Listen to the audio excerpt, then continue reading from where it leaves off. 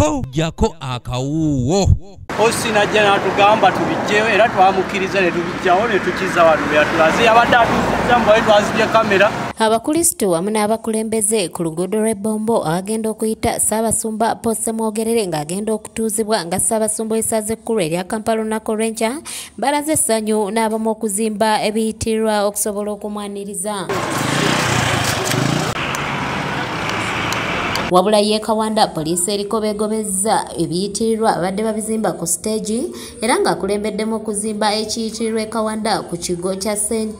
Kizitoranga Catholic Church Richard Serugweya agambye nti babadde bazimba ekiyitirirwa nga kinatera okuggwa wabula poliisi waneeno tebaganyizza kugenda mu maaso wabula nabo kye bakoze kwe kukijjayo ne bakizimba mu kifo ekirinaanye essundiro ly'amafuta erya Bakiri e Kawanda.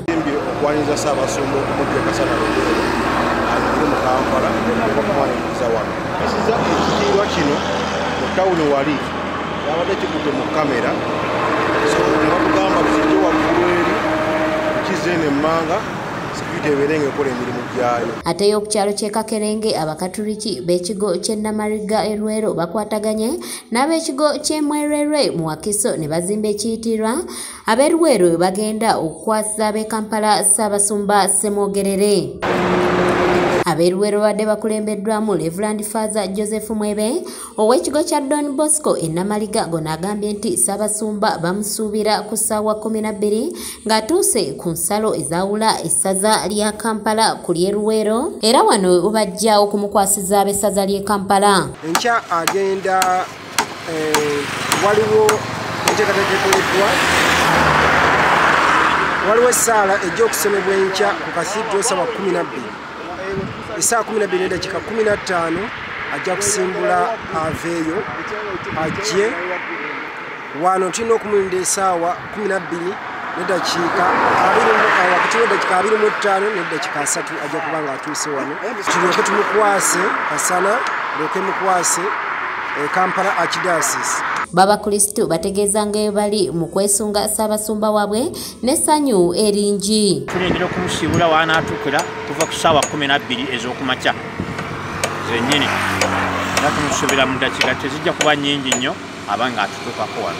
Tukwataganidde wamu n'aba Kampala Archdiocese naddala Matuga Dinale kuba yeri ku nsalo zino tuvuddeyo ne tukola ekiyitibwa kino twanirizeewo Ssabasumba omujja gwe lwakatuwa mu Kampala Archdiocese era nga enkya kumakya saa 12 tujja kuba nga tuli wano n'ezibandi. Ssentebe w'eggombolola y'Eggombe Ronald Kasirivu Kabembra naye yeetabye mu kuzimba ekiyitirirwa n'ategeeza ng'essanyu lye balinanga b'Eggombe bwe bagenda okusooka okufuna ku mikisa gya Ssabasumba ng'ayitawo okugenda e Kampala. N'olwekyo ng'omukulembeze mu kitundu kino kinkakatako okusobola okulaba ng'enteekateeka eno etambula bulungi ate era ng'omuntu wa Katonda okulaba ng'emirimu gy'Omukama nagyo gitambula bulungi. Tuli beetegefu okulaba nga tumwaniriza n'essanyu okufuna emikisa egyo gy'agenda okujja nagyo okuyita wano mu Gombe Division okwerekera Kampala.